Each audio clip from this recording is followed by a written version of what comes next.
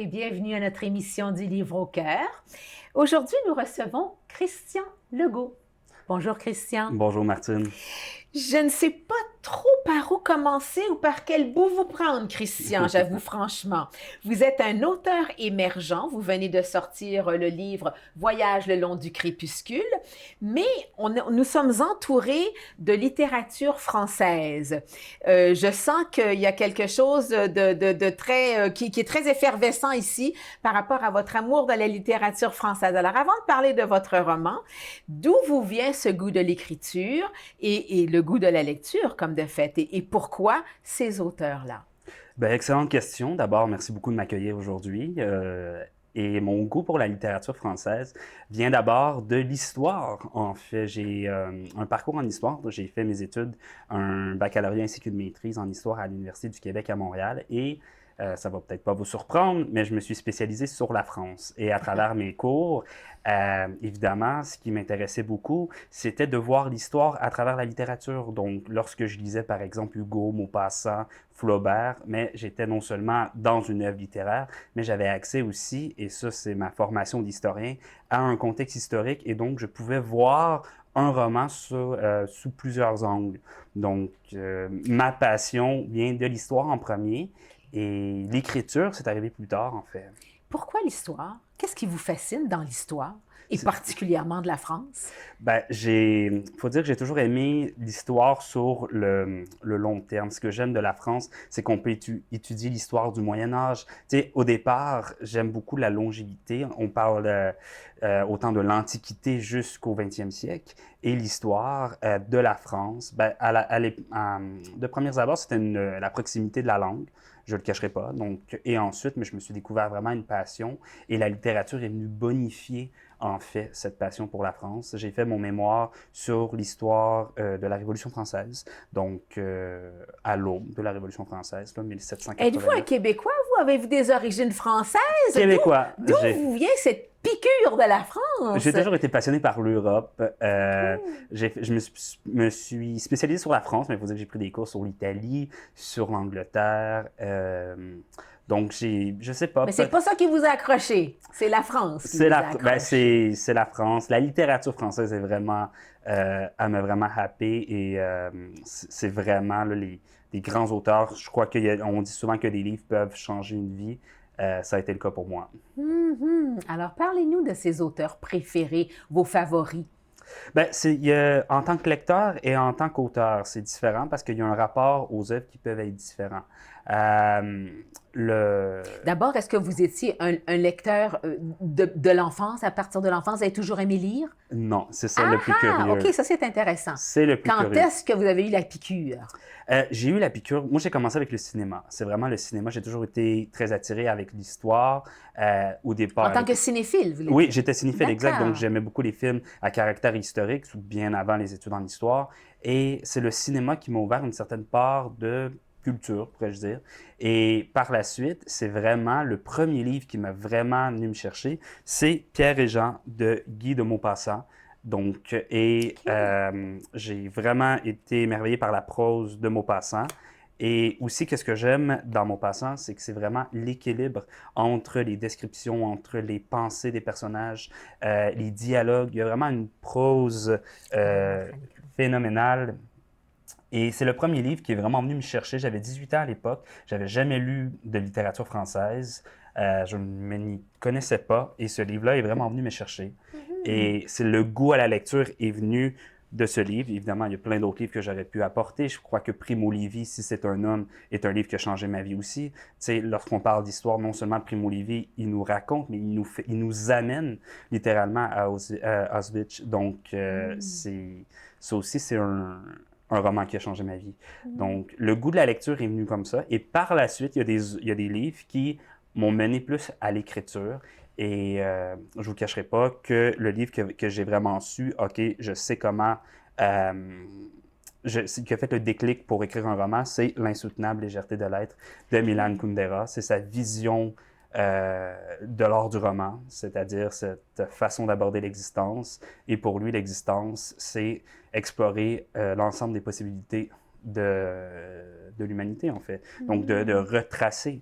Et c'est à la fois, il y a un côté essai, parce que Kundera nous amène des réflexions, mais c'est vraiment un roman, c'est vraiment l'art du roman. Kundera est considéré vraiment comme, au 20e siècle, d'avoir redécouvert le roman philosophique. Et là, vous voyez la grosse pile ici, Victor Hugo, Les qui... Misérables, je les- ne les ai jamais vus en tel format, mais c'est vraiment très impressionnant. Alors, Les Misérables, évidemment, de Victor Hugo, l'incontournable, c'est magnifique, ça. Et Victor Hugo est au cœur de mon roman, on y reviendra plus tard, mais OK. c'est pour ça que Victor Hugo, c'est vraiment l'idéal hugolien. Il croyait tellement en l'humanité, Hugo, il croyait que le 20e siècle serait le tournant climatérique de l'humanité, qu'on arriverait à quelque chose, que les idées, que les livres peuvent véritablement changer l'âme humaine. Et voilà, moi, en tant qu'auteur, je désacralise à contre-cœur un peu cet idéal au 21e siècle, mais Hugo a vraiment, c'est un peu pour moi tu sais, le patriarche de la langue française. C'est un écrivain, c'est pas juste un romancier, c'est un poète, un dramaturge, un essayiste, un pamphlétaire. Donc Hugo, c'est vraiment une figure de proue en littérature française. Et évidemment, ma passion pour l'histoire m'a mené à Notre-Dame de Paris, qui est Évidemment. un roman que j'adore, que j'essaie de relire au moins, si c'est pas à chaque année, à chaque 2 ans, que j'aime Qu'est-ce vraiment que beaucoup. vous y trouvez dedans, dans Notre-Dame de Paris?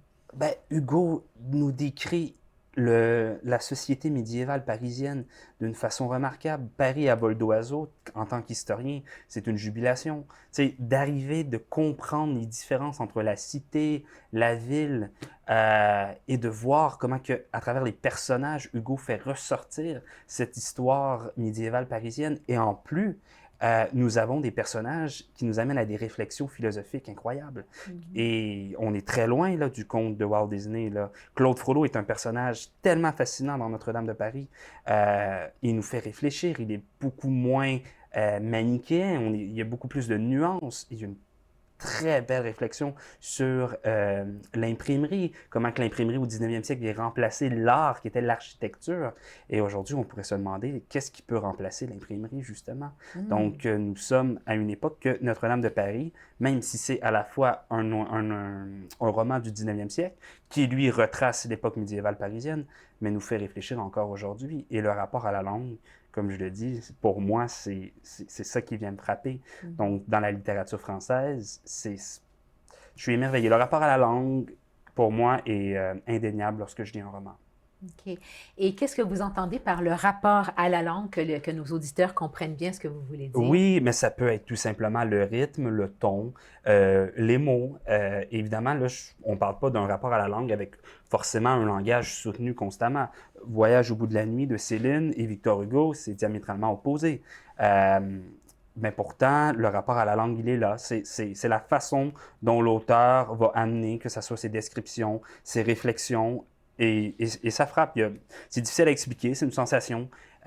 Et c'est pas des... C'est ça qui vous anime, c'est ça qui vient vous chercher, c'est ça qui vous nourrit. Oui, le français, je suis un grand passionné de la langue française. J'ai oublié de le mentionner tantôt, mais j'ai étudié la Révolution, l'histoire d'un mot durant la Révolution française, donc le mot municipalité. Donc, encore là, il y avait une histoire de la langue qui était derrière. Donc, je suis vraiment passionné par le français, vraiment passionné par l'histoire du français et voir aussi les différentes évolutions de la langue française. Donc, ça... Qu'est-ce que vous en pensez justement de cette évolution de la langue française en date d'aujourd'hui, en 2023? C'est difficile à Alors qu'on se bat Oui. pour garder notre langue, la richesse de cette langue et la culture de la langue française chez nous, ici au Québec. Qu'est-ce que vous en pensez de tout ça? C'est sûr que les statistiques démontrent que le rapport à la lecture diminue. Je suis persuadé. Moi, j'ai appris à lire, j'ai appris à écrire en lisant. Donc, j'ai appris à écrire, pardon, en lisant. J'ai appris le français en lisant. Donc, c'est sûr que si la lecture diminue, veut pas, la langue, la connaissance des mots nous amène la connaissance des idées, la connaissance du monde autour de nous. Donc, Pourtant, on a une grande, on a une littérature très prolifique, oui, particulièrement depuis la pandémie. Il y a eu un boom absolument extraordinaire dans le monde de l'écriture, ici au Québec en tout cas, tout à dans fait. le monde de l'édition. Et nous avons de très...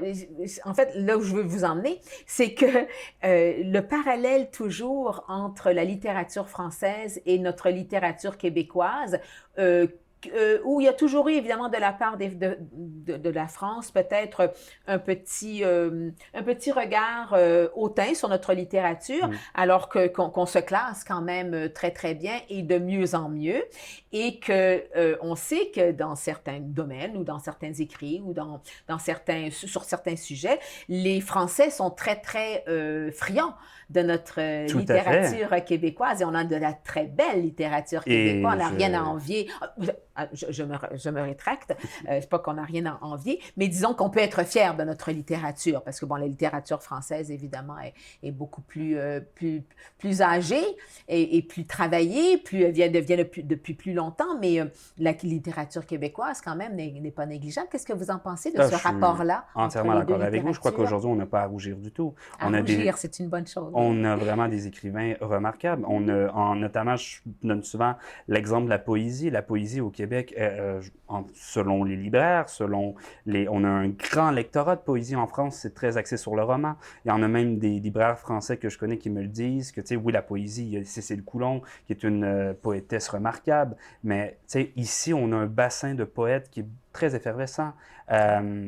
Et on parle, par exemple, il y a des auteurs qui ont rayonné en Europe. Bon, il y a Dany Laferrière, mais on peut penser à David Gaudreault, donc, tu sais, qui est un auteur qui va justement sur les grands plateaux de télévision à Paris. Donc, non, je crois qu'on n'a absolument pas à rougir. On a une excellente littérature québécoise. Là où je me pose des questions, c'est le rapport que nous avons avec notre propre littérature québécoise. Il y a des auteurs extraordinaires. Il y a des romans qui ont changé beaucoup de choses. Moi, j'ai des romans québécois que j'aime beaucoup. Jacques Poulain pour Volkswagen Blues que j'ai adoré. Il y a de la littérature québécoise que je lis. Gilles Hainaut est mon poète préféré québécois. Donc, il y a ce bassin, mais je trouve que le rapport est complexe. La France, ils ont des références. Lorsqu'on dit le mot Victor Hugo, lorsqu'on dit des auteurs, ils savent. Parce que il y a une grande histoire. Il y a une grande histoire, il y a un rapport, il y a une appropriation culturelle qui s'était faite. Ici, des fois, il y a des gens très cultivés, il y a de grands lecteurs, mais j'ai l'impression qu'il n'y a pas cette espèce de sentiment collectif autour de la littérature. Et justement, mon roman... De fierté, peut-être? Je dirais pas, je sais pas, je dirais pas qu'on n'est pas fier de notre littérature. Au contraire, je dirais que peut-être c'est le rapport à l'écrit.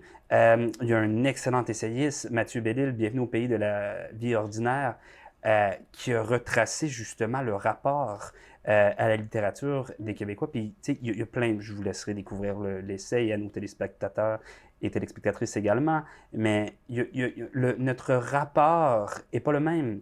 Donc, et quand je dis ça, c'est que au Québec, on est comment dire, il faut que ça soit très fonctionnel, c'est-à-dire les ouvrages, par exemple, on lit pour se détendre, on peut lire par plaisir, on peut lire à l'école, mais on n'a pas cette espèce de, comment dire, ce snobisme, c'est quasiment une qualité, vous me direz. Oui, c'est un bon mot, en ce cas-ci, c'est un bon mot, le snobisme français par rapport à leur littérature. Mais c'est étrangement, et Kundera le disait dans une entrevue, c'est ce snobisme-là qui fait en sorte qu'on a cette volonté de pousser vers le haut certaines, puis de vouloir rayonner à travers le temps, les époques, puis c'est cette espèce de snobisme qui nous amène à vouloir constamment lire les derniers prix Goncourt et de vouloir lire certains grands auteurs. Mais à travers ça, il y a une littérature qui circule, il y a des idées qui circulent, il y a un héritage. Et autant que de notre côté, notre familiarité, notre accueil et tout, on dirait que le fait de ne pas posséder ce snobisme-là littéraire fait en sorte que peut-être certains livres ont moins amené de après. T'sais. Lorsqu'on considère des grands auteurs, il y a un avant et il y a un après. Donc, la littérature a changé. Après Victor Hugo, après Céline, après Patrick Modiano, il y avait un avant et il y avait un après. Donc, et je trouve que dans l'art du roman, je me spécifie parce que, comme j'ai dit, la poésie québécoise, je trouve qu'elle rayonne énormément et même aujourd'hui, j'ai l'impression qu'elle rayonne parfois même plus que la poésie française. À part, tu sais, en France, il y a des gros auteurs qui gagnent des prix et qui sont très présents, mais il y a beaucoup de poètes émergents au Québec Oui, et ça, c'est génial. oui. Pour ne pas perdre ça, mais dans le roman, je sais pas, tu sais, on a la difficulté. Je vous invite à lire un excellent essai de la professeure de littérature de l'Université McGill, Isabelle Donnet, un roman sans aventure qui retrace un peu le pourquoi, non pas que les romans québécois sont inférieurs ou supérieurs, pas du tout. Pourquoi que les romans québécois n'ont pas réussi à justement s'imprégner dans le temps, de voir, tu sais, à amener ce changement-là. Et moi, dans mon roman, mais c'est un, comme je disais, J'allais y venir. Allons-y dans votre roman. Alors, suite à tout ça, qu'est-ce que vous avez créé dans votre roman? Qu'est-ce que vous avez voulu aborder? Qu'est-ce que vous avez fait avec ce roman-là? ben, c'est un peu un roman d'apprentissage à la littérature, c'est-à-dire sous une fond, la trame narrative, c'est une histoire d'amour entre un trentenaire québécois et une jeune parisienne dans la vingtaine. Bon, évidemment, c'est pas une romance avec une fin joyeuse. Je vais laisser les lecteurs le découvrir. Mais à travers ça, il y a des réflexions sur qu'est-ce qu'on vient de parler, sur la littérature, sur à travers le personnage principal qui nous amène en fait sur des réflexions sur le rapport à travers la culture qui change. Hein. Veut pas, on est dans une époque où tout va vite, où tout se consomme et la notion de culture est au cœur aussi. Qu'est-ce que c'est la culture? Qu'est-ce que c'est la littérature aujourd'hui? Et à travers, évidemment, un roman qui est une histoire, hein, mais qui, justement, ne raconte pas seulement une histoire, qui amène le lecteur à des réflexions. Et j'espère trouver du plaisir à travers ces réflexions en voyageant dans Paris, dans Athènes, à l'époque d'aujourd'hui. Hein. C'est pas un roman historique. Le prochain... oui, vous êtes en train de travailler sur un prochain livre. Oui. Oui, le prochain le sera, mais celui-ci, c'est un vraiment contemporain et on navigue à travers Paris. Justement, Paris est une fête ici de Ernest Hemingway qui nous amène, j'essaie avec des descriptions aujourd'hui, de faire des liens avec des livres. Et mon plus grand souhait, en fait, on me dirait c'est quoi l'objectif avec ce roman-là, c'est que si, après la lecture de mon roman, les personnes vont lire des ouvrages qui sont sur cette table, alors j'aurais réussi mon pari. Mm-hmm. Mais vous avez d'autres auteurs que des auteurs français, si je... Oui, ben, j'ai des auteurs américains. Oui. J'ai notamment Gatsby le Magnifique, parce que Francis Scott Fitzgerald est un auteur que j'aime beaucoup également. Hemingway qu'on a ici. On a un auteur anglais, George Orwell, qui est ici quand même quelque chose d'étonnant, parce qu'on sait que Milan Kundera rejetait un peu l'œuvre romanesque de George Orwell. Il était en désaccord. Il faut savoir aussi dans le contexte de leur époque, Milan Kundera a dû fuir son pays, donc à cause du régime communisme qui était en Tchécoslovaquie à l'époque, donc la République tchèque d'aujourd'hui, et qui a immigré en France, une nationalité française, et il voyait à travers 1984 un roman plutôt pamphlétaire. Mais pourtant, aujourd'hui, à travers mon roman, je vois ici une réconciliation entre l'insoutenable légèreté de l'être qui nous amène à penser notre époque et George Orwell 1984 avec certains concepts que je veux pas, que je laisse par exemple découvrir le lecteur, mais je vais les énumérer, notamment ce fameux concept de la novlangue, hein, on le sait, le Newspeak, la version originale en anglais, qui nous amène à la transformation du vocabulaire. Je veux pas, il y a des évolutions de la langue, c'est normal, des transformations également, mais lorsque vous m'avez posé une question tantôt sur la langue, il y a une certaine régression parce qu'on essaie par moment de simplifier le plus possible. Bien, évidemment, on a des raisons pour ça, évidemment. On a l'influence des réseaux sociaux, etc., une certaine paresse, une certaine complexité de la langue française, parce que la langue française n'est certainement pas facile. Et intentionnellement, d'ailleurs, j'avais lu à l'Académie française qu'on avait fait exprès de compliquer la langue afin qu'on ne se l'approprie pas trop. Alors, il y a des absurdités, et des choses enseigner la langue française à quelqu'un qui ne la connaît pas et qui ne la comprend pas. Et quand on l'explique, pourquoi le foie prend un E, mais la foi n'en prend pas, c'est absurde. Oui. Il n'y a pas d'explication, mais c'était intentionnel.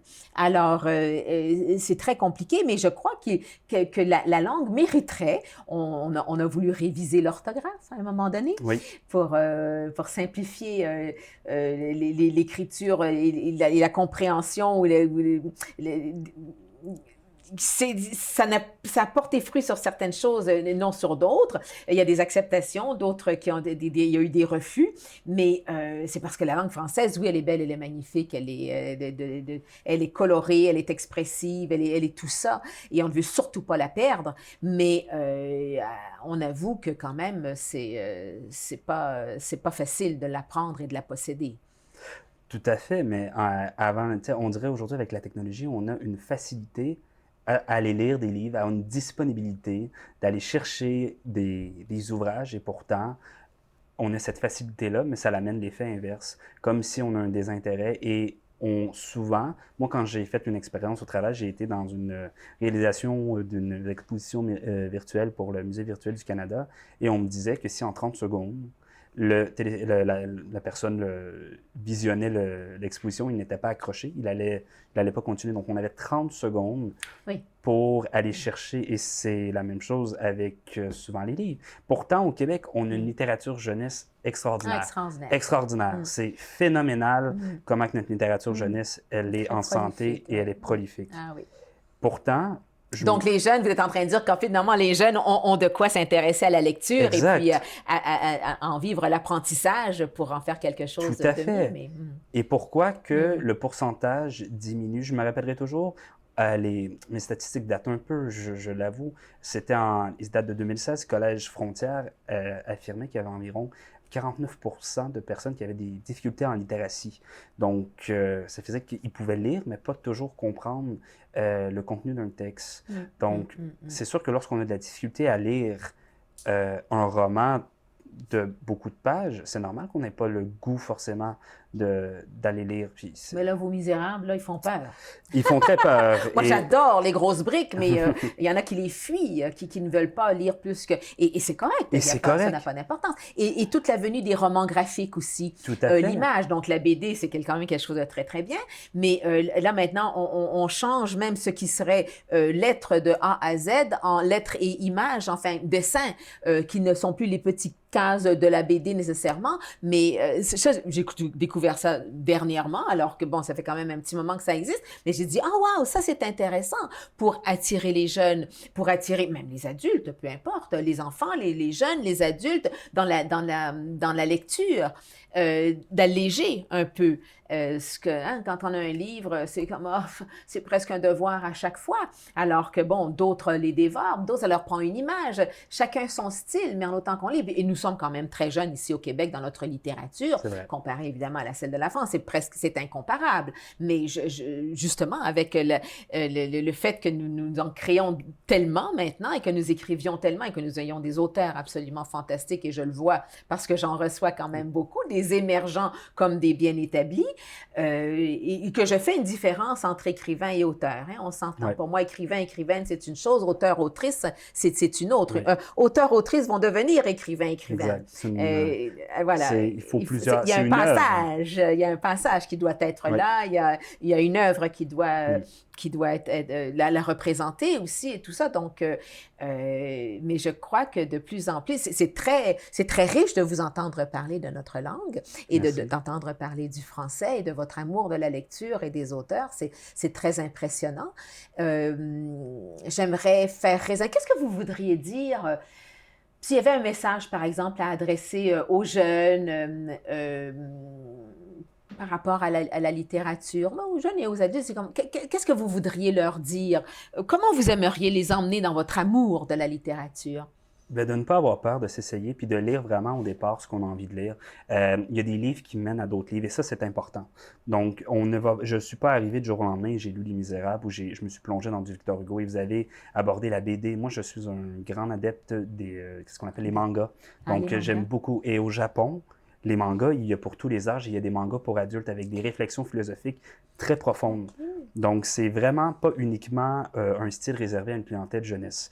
Donc, de lire vraiment ce qui nous interpelle. Et c'est correct de lire un livre par exemple, à 18 ans, qui ne va pas nous interpeller, puis qu'à 30 ans, on va pouvoir le lire par la suite. Tout à fait. Et c'est correct de sauter des passages dans certains livres, puis d'y revenir Ou plus de tard. fermer le livre si au bout d'un certain temps, là, ça ne répond pas. Mais ça, ce sont de la culpabilité très grande. Qui disait qu'on a le droit de fermer le livre s'il ne nous intéresse pas? On a le droit de sauter des passages. On a le droit de ne pas s'intéresser à un certain genre, mais à un autre. Mais il y a toute une question d'éducation, évidemment, derrière ça, qui fait parfois que non, tu voulais lire de A à Z. Je suis de celle-là, mais j'apprends maintenant à me dire, ah non, ça ne m'intéresse pas. Alors, ou je ne viens pas chercher mon intérêt, ou c'est pas ce que je croyais que c'était, mais c'est difficile de faire ça. Bon, ça fait partie de l'éducation aussi, de l'instruction.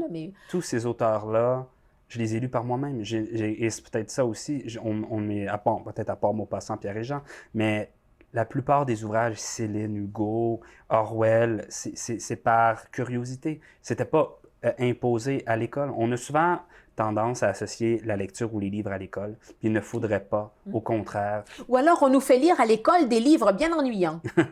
Qu'on trouve ennuyants parfois.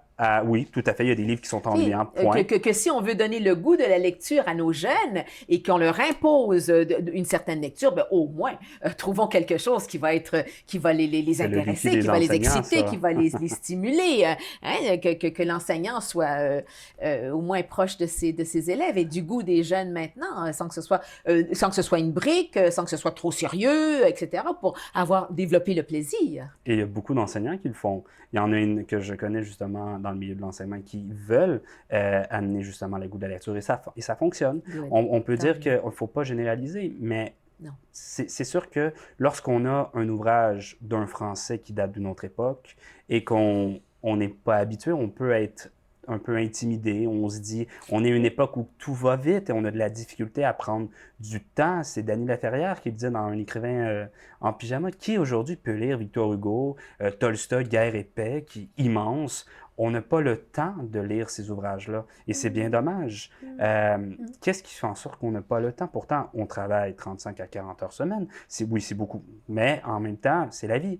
Qu'est-ce qui fait en sorte que dans tout la suite, on n'a pas le temps de prendre 1 heure, 2 heures, des fois, un samedi ou un dimanche, d'essayer de lire? Je crois que c'est par habitude. Il faut être dans une certaine humeur pour lire certains livres, je suis d'accord, mais de dire vraiment, lisez ce que vous avez envie et j'espère qu'un livre va mener à un autre. Ça, pour moi, c'est le pouvoir de la littérature. C'est qu'on lit un livre, il y a des références. Les écrivains adorent parler d'autres écrivains, adorent parler de littérature. Constamment. Il y a toujours une petite référence, un petit passage.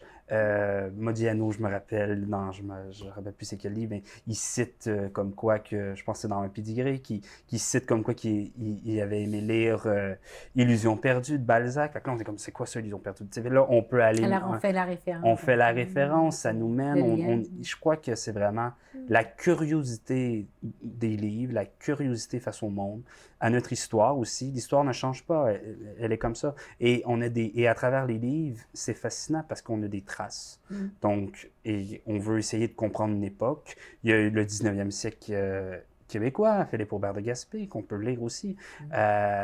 Donc, il y a énormément de richesses et ça serait dommage, à mon sens, de perdre ça. Je crois que ça devrait rester disponible et libre à chacun de lire. Il n'y a pas de problème à ne lire ou à ne pas lire Hugo. Comme je vous dis, à une certaine époque, moi, Hugo, ça ne m'accrochait pas. Puis aujourd'hui, c'est un écrivain qui... Christian, cette entrevue était fascinante. Vous êtes vraiment un féru de la littérature et de l'histoire. Donc, je vois ça et c'est très inspirant. Je vous remercie beaucoup de ce partage et j'en profite pour vous dire que prochainement, nous aurons un très bel événement au Théâtre Gilles Vigneault, le prix d'excellence en français Gaston Miron, que j'animerai d'ailleurs et qui appelle cette année, après une décennie, nous sommes à la 11e édition, Oui. a ouvert ses portes beaucoup plus grandes encore, et pas seulement aux jeunes, parce que ce ne sont pas seulement les jeunes qui ont répondu à cet appel, c'est-à-dire que Gaston Miron, notre poète, nous Oui. avons ouvert le concours de poésie au rap slam, parce OK. que le rap et le slam, évidemment, c'est de la poésie d'un autre genre, mais c'est aussi poétique que la poésie classique, Tout à fait. et nous allons donc célébrer notre langue française le dimanche 19 mars au Théâtre Gilles Vigneault. Et nous avons eu une réponse incroyable de tous âges, de 11 ans à 80 ans, qui ont écrit autant. La poésie, évidemment, a répondu beaucoup plus. Le rap et slam a bien répondu également. J'ai hâte de découvrir cette célébration, de découvrir, on est en train les jurys sont en train de lire tout ça et de départir. Mais voilà, donc célébrons notre langue, et vous êtes un fabuleux ambassadeur de notre belle langue française, et je vous en remercie profondément. Et lisons, que diable, lisons. À la prochaine. Merci, Martine.